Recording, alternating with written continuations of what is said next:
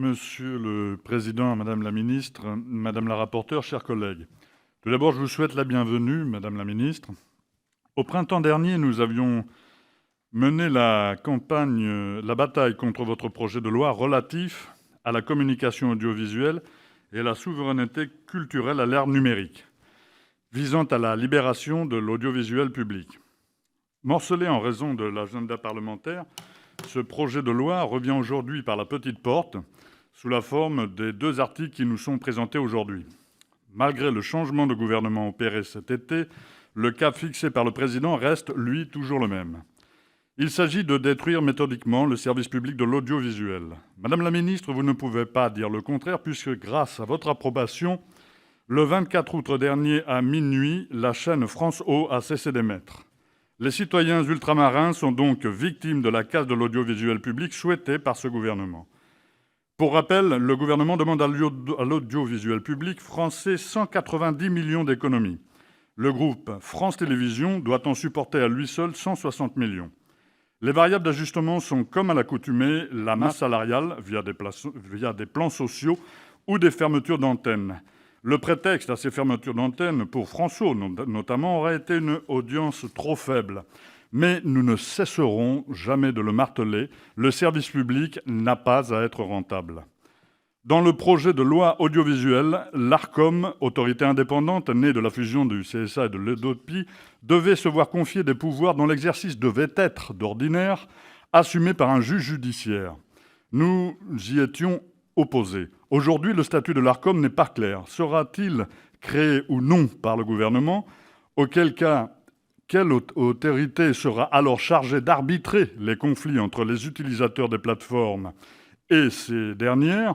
Nous restons convaincus par le fait que l'utilisation de systèmes de filtrage automatisés par les plateformes Facebook et autres consorts ne préserve absolument pas la liberté d'expression sur Internet et ne prémunit en rien des risques de censure auxquels sont exposés nos concitoyennes et nos concitoyens. De plus, la transposition de la directive SMA entérine la méthodologie de contrôle des publications par les dites plateformes, faisant d'Internet un lieu de surveillance généralisée. Notre devoir est de défendre la libre circulation des informations sur Internet. Or, avec la directive SMA, nous allons à l'encontre de ce principe fondamental. Il est impératif de garantir la liberté d'expression sur Internet. Nous devons ainsi rendre obligatoire une intervention humaine avant tout blocage de contenu sur la toile, comme il est nécessaire de sanctionner les plateformes qui pratiqueront outrageusement la censure. Enfin, je terminerai par un point crucial, et vous l'avez soulevé, Madame la Ministre, le fait que ce gouvernement fasse appel une nouvelle fois aux ordonnances pour un texte si important. La liberté d'expression, la censure, la surveillance généralisée des internautes, la reconnaissance faciale sont autant de débats majeurs que vous refusez de mener devant la représentation nationale. Au-delà d'un réel mépris vis-à-vis des parlementaires, le gouvernement prive une fois de plus le Parlement de ses droits fondamentaux et remet ainsi en cause le fonctionnement même de notre démocratie. Voilà les raisons qui poussent notre groupe aujourd'hui à voter contre le texte que vous nous présentez. Merci. Merci. Alors, la seule opposition vraiment forte a été celle de M. Larive. Voilà, vous êtes là, merci. Moi, ce que je veux dire, que je trouve assez paradoxal, finalement, de ne pas vouloir soutenir ces dispositions qui me paraissent correspondre à votre philosophie politique. Parce qu'on est dans quelque chose qui est totalement dérégulé pour l'instant.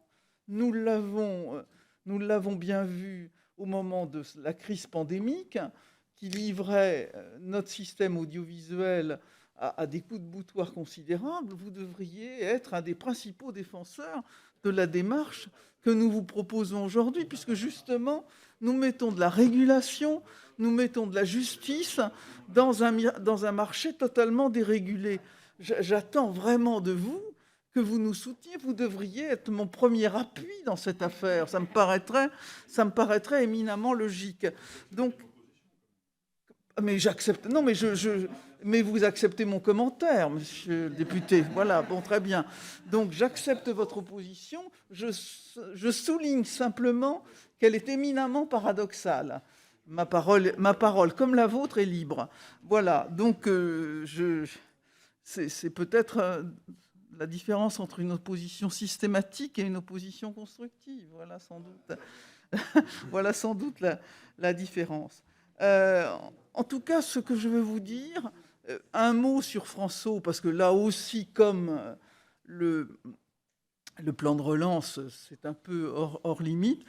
Je veux vous dire simplement que ce n'est pas une question de rentabilité, c'est une question de rencontrer son public.